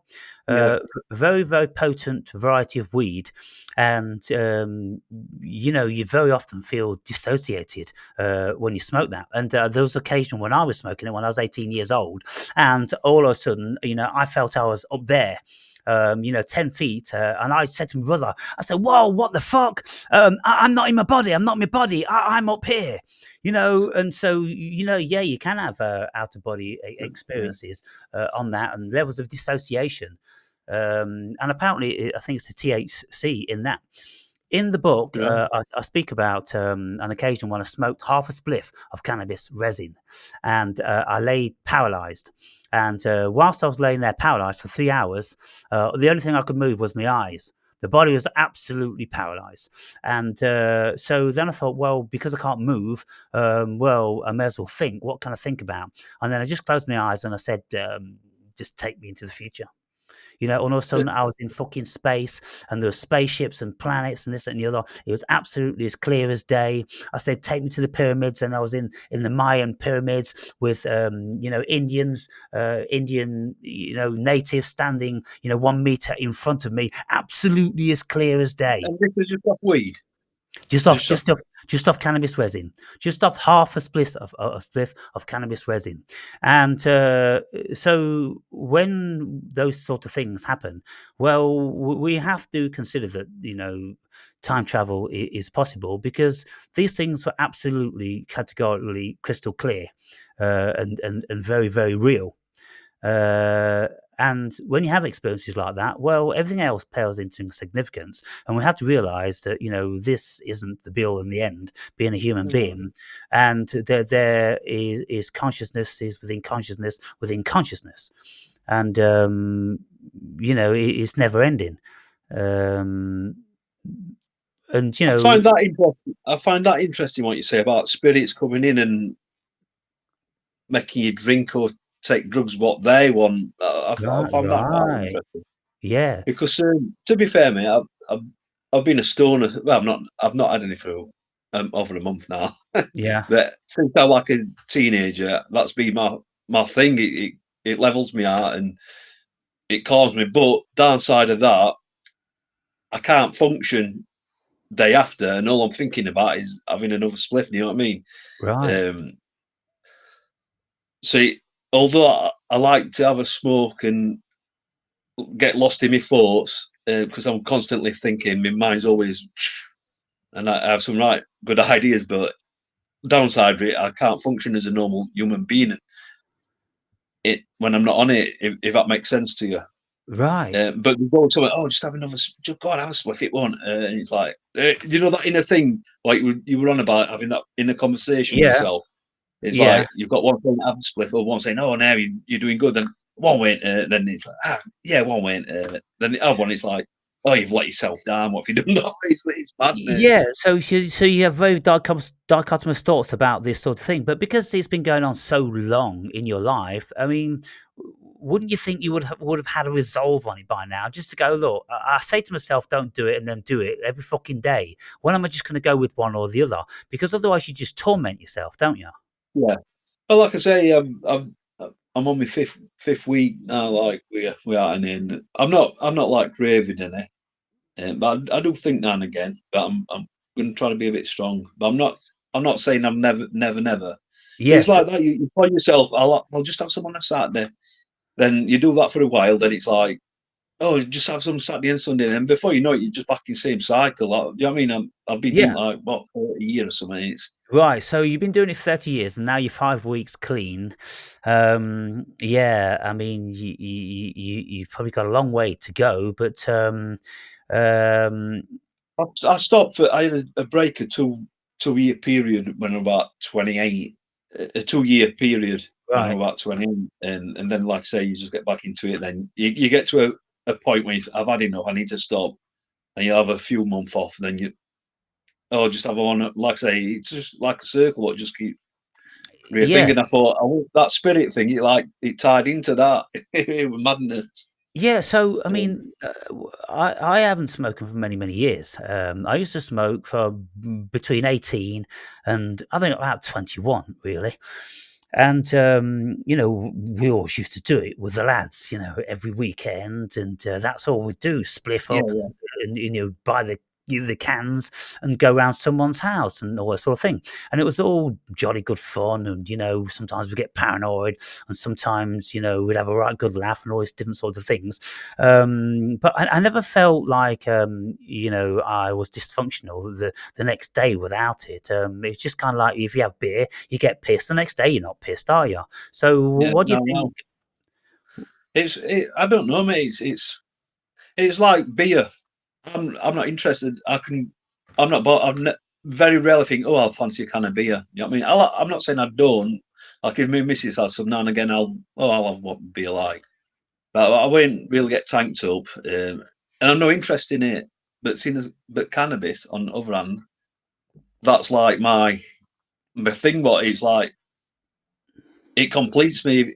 If that makes sense to you, you know what I mean? I'm feeling Well, good at minute, like, but it's just that psychological thing. 'Cause yeah. it's not you're not dependent on it. Just that Yeah. I remember if I had a split night, it's like, oh, that feels like home. Do you know what I mean? Right. Okay. So That sort of thing. you get the relaxant from it, and you feel chilled out, and maybe Yeah, your anxiety, stress is gone. yeah, Um, that's it. okay, so that's what it gives you, and then the next day, your anxiety and stress comes back. Yeah, but it's magnified because you you just want to get stoned again. But it's like Right. I've got all the other stuff I can't get stoned. I've got kids to look. I've got this, and but then it's like then it makes me a bit ratty. You know what I mean? Right. Yeah, it's not good for me. Yeah. So that's why I want it Yeah, it again. affects lots of people in lots of different ways, and it's a curious thing how it affects lots of people in lots of different ways. Because some people say, "Oh, cannabis has been really good for me, and I couldn't live without it," and that. And then you look at what they're doing, and they're not doing anything. They've not achieved anything because they've been stoners all their lives. And you go, Yeah, "Well, yeah, look, you think it's been good for you, but it's not. It's not made you productive. It's not made you go out and get anything. It's not made you make anything of your life." And all these sort of things. And so maybe then you enter into a vicious circle whereby you keep smoking it because it relieves the fact that you've not done anything. In your life. What do you think about that? Because look, if well, sorry. I, I'm not like a down and out bum, mate. I've got shit, mate. You know what I mean? Yeah, yeah, no, I'm not saying about you, but lots of people they're kind of like that, aren't they? Yeah, yeah. But, mate, I can remember once driving and I saw like local Alcos with he had a bag of tins, and he was about 9 o'clock in the morning. He looked happiest person in life. He's like, fucking hell, do you know what I mean? All he needs is them tins. He's got fuck all else. He's got no teeth hardly. He's got a roll up and a tin, and he looked happiest person in life. Do you know what I mean? That's how I should be feeling without any of that. Do you know what I mean? It's Yeah, and then you look at the that and you mind think, boggles. yeah, you think, well, if that's making him feel so great, and that's what life's all about, it's a That's his feeling, life, isn't isn't it? it? That's what his life's fallen into. That he's found his what he wants out of life, and it's Yeah, no. because at Some the end of people the want day, everything. Some people want no. yeah, people think that to get a home and to get a car and to do all these wonderful things is what you're supposed to do. But if that isn't really getting your rocks off, then what are you doing it for? At the end of the day, you're doing it because society tells you to, or you feel you're obliged to, your family and things like that. Because you can listen to people that have been drug addicts all their lives, and they go, "Well, I'm fine with it. I'm great with it because I don't need to do any of that other stuff. I don't believe in it." And Yeah, so I think it's horses for courses. It just depends whether you feel it's working for you or not. Personally, I never felt it was working for me. I'd always get paranoid on it. I'd always overthink everything, and I'd always go in my mind. And when I was with people, I didn't feel as if I could talk very easily. yeah, yeah. I get that, man. You know, Well, I'm very reclusive and all these days. It's like ever since finding out about what a scam everything is, probably about 10, 15 years ago. It's like I've gradually pulled away from society, and I can't even talk to them people. It's like you fucking idiots. Old people who, oh, let's go to work, and oh, we've got this. Oh, look what's on telly. And it's like, oh, I like a good conversation, but not none of that superficial stuff. yeah. And I So can't communicate with them. no, and I think that's the thing. I mean, I don't know, who really can communicate with anybody really, unless it's on a very, very superficial level where we're all pretending. Because if we really started to talk to people from our hearts, then everyone would think everyone's fucking crazy. Because we'd all be coming out with so much different stuff that we keep suppressed and hidden. You see, when people go to the office, I mean, they don't take the depression there or their anxiety. They don't take the issues with the kids. They don't take the sexual issues. They don't take the addiction issues, do they? They go to the office to do the No, fucking job, and they pretend that everything's hunky dory. But yeah, if you spent time with any of them on a psychoanalytical couch, then you'd see that they're all fucking fucked up in a oh whole yeah, yeah, myriad of ways. yeah, definitely. And so, in lots of respects, I think, the society that they've created really is kind of beneficial because it keeps people fucking busy here. Because if they weren't busy here, then they would go insane. Because the Yeah, human mind, the human consciousness, it just has a habit of fucking going AWOL. yeah.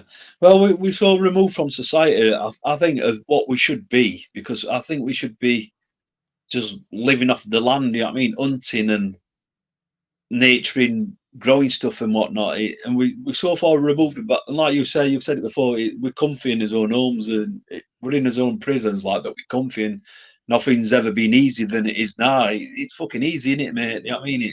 It's not like you've got to go up and catch your food, otherwise you're going to starve. And then Yeah. if that were the case, that's when a true community would form, when everyone was looking after each other, opposed to trying to get some over on everyone and get some out of everyone and use everyone for your own advantage. What society of today brings. That's what I think. What do you think, Scott? Yeah, because everybody's in their own home, which is their own castle, and they're all isolated from everybody else, and nobody helps anybody else, nobody communicates with anybody else. In the old days, when you're living in small communities and things like that, everybody would be providing a service into the village, into the community. One would be, a cobbler, the other would be a tailor, the other would be a fucking candlestick maker. And so Yeah. everybody knew the tailor and the candlestick maker and this, that, and the other, and you knew who to go to when you wanted this, that, and the other, and you was all important in the society, and you was intermingling with everybody all the time because you were swapping wares, and because you're working all hours that God sent, then you'd go to your bed each night feeling exhausted and satiated. These days, the soul's gone out of life. We do mundane jobs. We're not interested. There's no community. Look at these little fucking battery hen cubicles in offices when you see on American movies, and you've got like 1,000 little cubicles in Yeah, these fucking, it's just soul destroying, isn't it? And it everybody's is. just staring into the computer, and nobody's communicating with anything about anything. Nobody's really, talking about any gossip or anything like that because they're so far flung from one another. And so, yeah, we've become, wrenched apart. And so the soul's gone out of the community and out of the individual. And a step further to that, they're all like, well, they're narcissistic, aren't they? Most people, they like, a lot of people, they like having all cosmetic surgeries done and white teeth. I think it's ridiculous, mate. It's like women getting injected in the face to make them look young, and they can't move their faces. It's like, oh, I better look young. Yeah, but have you seen your neck and your hands? They don't look young. You know what I mean? You cannot hide from getting old. It's a natural process. It, Yeah, you can run, but you can't hide. yeah, And that's it, and all the different sort of other things. Yeah, well, I mean, it is what it is, and we're going into another dimension of consciousness as far as the human being's concerned. And so, what can we do? Save, keep grounded, and keep our sanity, and try to extract as much joy as we can. And so, on that note, we've done an hour and 40 minutes, mate. oh, We'll probably wrap this one up. Um, but yeah, nice to have a chat with you know, British subject, of a similar sort of age and background. Um, because there's a root there, isn't there? There's a cultural root that we share. Similar yeah, sort of things. We grew up with the same idiots in government and yeah. and schools and all that different sorts of shit. Oh my goodness! But the world's changing at such an exponential rate. It is, man. We're just not going to recognise it anymore, are we? And No, no, you know, definitely not. but by the time our culture is broken down, so we don't have a culture anymore, we don't have nationalism anymore, we just have umpteen different creeds which don't mix with one another. Well, I mean, I don't know what sort of soulless fucking hellhole that's going to be. It's like you're on about Swabish skins. Do you think they're trying to take over, or do you think that's propaganda, trying to make us think that's what's happening? I know they I tried. Well, about 1400s they tried, didn't they? And got fucking whipped away Yeah, from Spain and everything. the whole thing about the religion, yeah, of course, they do want to do that, and it has been their objective forever. But that's not the reason why they are here. They're Oh here no, no. for a different It's by motive. design. Isn't it? Uh, Government's brought them in, haven't they? yeah, it's the government motive. But now they are here. Most certainly, that's what they want to do. Yeah. And so we have to be very, very mindful of that.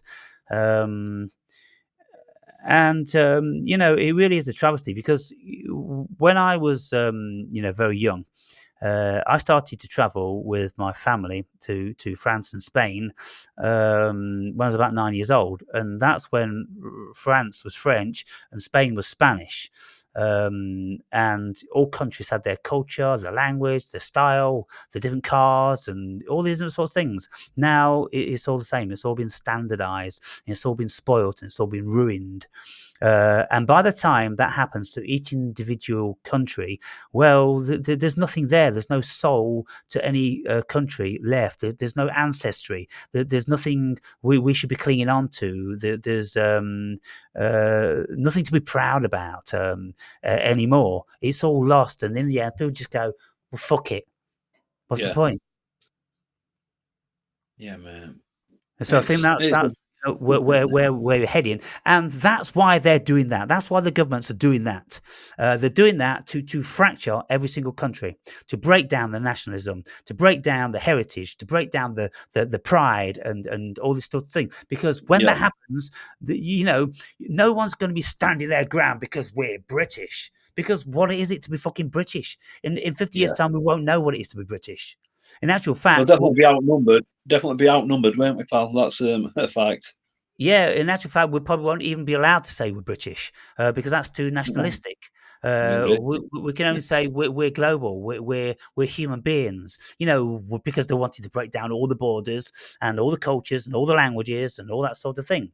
Well, in some instances and some respects, you can see that it makes things a whole lot more easier. Globalism, talking the same language, spending the same currency, buying all the same wares, and we don't have differences with cultures, so we don't have any animosity towards other cultures and things like that. Well, there's lots of those sort of things, but the joy and the beauty and the difference which the human being used to be is all lost. Yeah. So, what do you think then? What do you think the end game is? Because if you're going to mingle us all, is everyone going to be like a Muslim, or are they going to banish religion completely, or what? What do you? Ultimately, they'll ban all religions save for the religion that they want. You see, if you read things like the Protocols of Zion or the Jewish Talmud, then you can see that they've always had an agenda. So the Jews have got an agenda, the Muslims have got an agenda, the Christians have got an agenda, and there's a billion other creeds on the world which kind of like the things that they're used to as well. The cultures, Eastern culture, Buddhism, and that sort of thing. But the globalists want to eradicate all of that. So there is no difference, but they want one belief, and nobody's really positive for what that belief will be. Whether they want to impose Judaism onto the whole world, or whether they want some sort of secular sort of belief system. That's still open for debate. But one thing's for sure, that they want to water everything else down, and they want one language and one currency and one army, and one jurisdiction. One jurisdiction, like that's what they created Europe for. One jurisdiction. So all the rules came out of this mysterious fucking building in Brussels, where nobody even knew who the bosses and the leaders were, and they weren't elected by the people. They're self-elected. That's what they want. Yeah, man. Is it that Bilderberg bollocks? Is it all that? It's all that, yes. It's all the Bilderbergers and the Trilateral, and whatever you want to call them, Illuminati or the Masons or the globalists. Either the names, of course, always change, but the agenda's the same. The agenda's the same for billionaires, a select few, to have jurisdiction over the whole world, just like a farmer has jurisdiction over his flock. That's what they want. And, by breaking down our ability to think and, our desire to defend ourselves, our cultures, and this, that, and the other, or by the time they've done that, there's nothing to defend anymore. There's nothing to war about anymore. There's nothing to argue about anymore. This is communism. This is, Full control, socialism innit? at Full the core. control. Sorry? Full control, innit? Full Yeah. control, that's what it's about, innit? What do Yeah. you think to the 15-minute cities then? Do you think do you think they can pull them off, or No. No. no? I don't either, mate. Yeah, Yeah. look what they were saying only a few years ago. You has nothing and you'll be happy. Yeah. What happened to Agenda that? 2030 or something, right? What happened Yeah. to nobody will own their own homes and this, that, and the other? Nobody's talking about it anymore. They tried it. They tried it, and everyone's talking about it, but it just didn't gain any momentum, No. because it's vastly too difficult to change the habit of lifetimes. When people have been passing on their wealth, ancestor to ancestor, they want to take all that away. Well, good luck with that fucker. Yeah, well, they tried something about some inheritance tax, aren't they? Aren't they trying to bum fucking farmers over or something? I don't follow it, mate. I just hear little bits, and I don't. I try not to get involved with it because I think I'll just fucking sort my own shit out when I need to. That's my approach on life. You know what I mean? I Yeah, hear little because bits, and I don't delve down them rabbit holes anymore because you just end up chasing your own tail and going fucking crazy. Or I did anyway. well, I mean, it depends how much time you got, you see, and how much interest you have. I mean, for someone like me, I've done, an enormous amount of this stuff because I'm just, got an inquiring mind and I like to know this stuff. And I like to, put the pieces together and see what's going on. But that's my life. And so, people might look at my life and go, well, he lives on his own. He don't go anywhere. He don't do anything. All he's doing is learning stuff and then, telling us this and that and the other. Well, yeah. But don't forget you're watching my videos. And so, if I wasn't doing this, then, you wouldn't be learning from me and people like me. And so somebody's got to do it, and that's the thing. Horses for courses. We've all got to do our own different sorts of things, and I'll take the piss. I'll say, look, I don't care what job you do, but you're doing it for me. At the end of the day, because I don't do anything. I don't make anything. So every single thing that I use and eat, somebody else is making that. Well, who the fuck's making all this stuff for me? Am I a queen bee? I fucking must be. You see, you can think like that, but then you say to yourself, well, you could say, oh, you're bigging yourself up now, Aaron, you're bragging.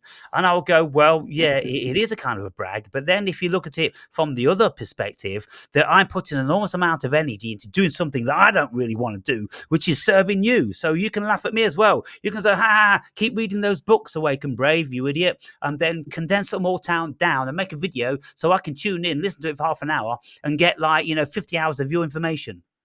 Yeah, Yeah. you could say that. I find it mind-boggling, mate, because I know you read shitloads of books, and it's like, to me, reading a book, it doesn't even enter my mind.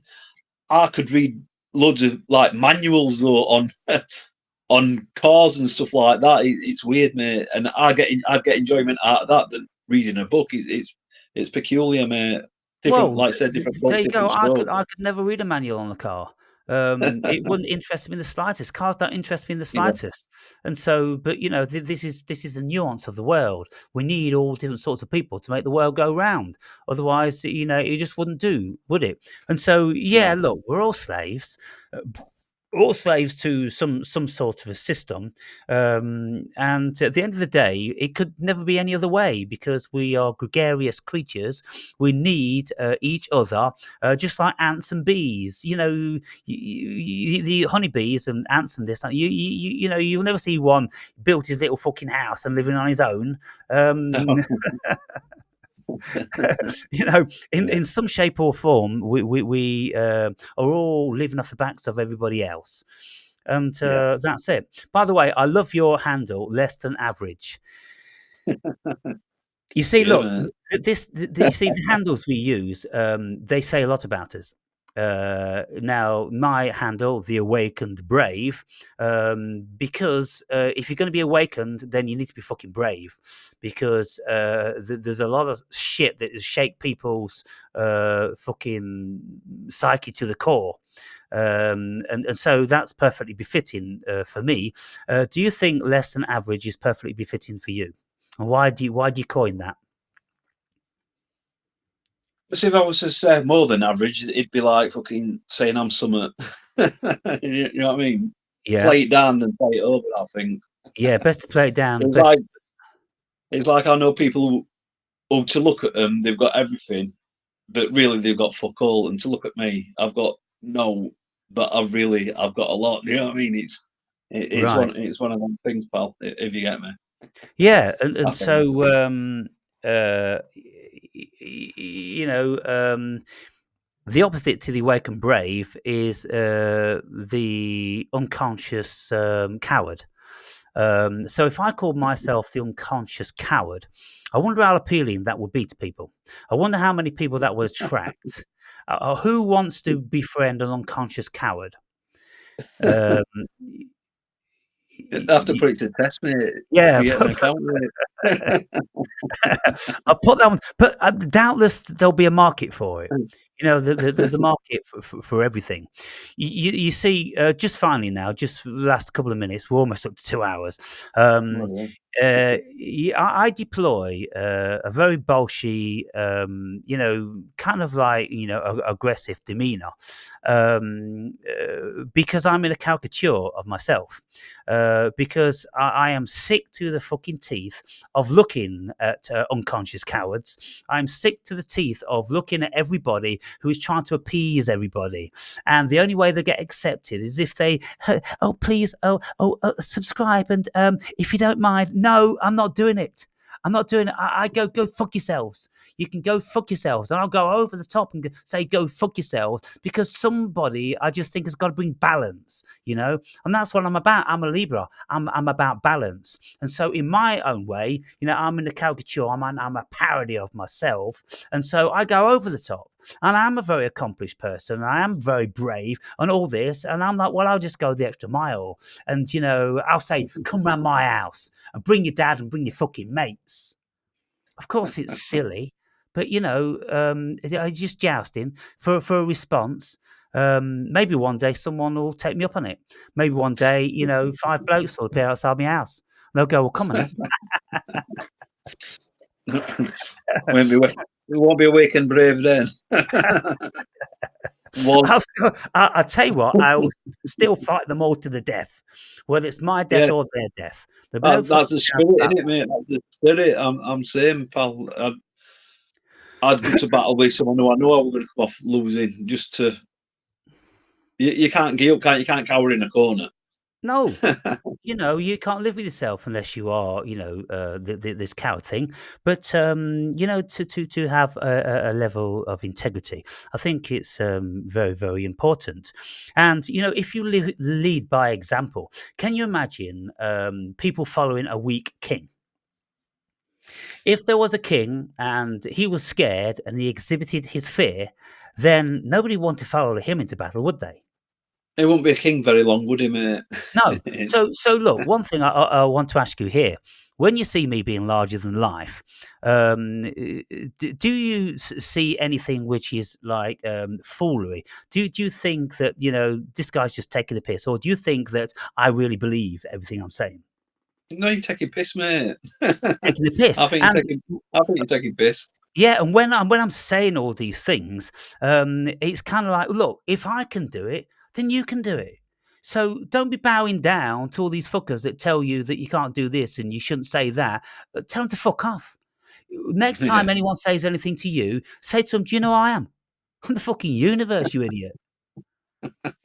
Because honestly, Dan, they can't argue with that. Anybody in their right mind, if they're intelligent, they can't argue with that. It's irrefutable. We are the fucking universe. We're yeah. conscious fucking light beings. We're the fucking universe. And Yeah, so you tell that to people, maybe they won't like it, but they can't fucking argue with it, really, on good grounds. I'll remember that one, mate. So yeah, next time you have a notification in the car park, right? Say, "Do you know who I am?" And they'll go, "The fuck you then? You go on the fucking universe."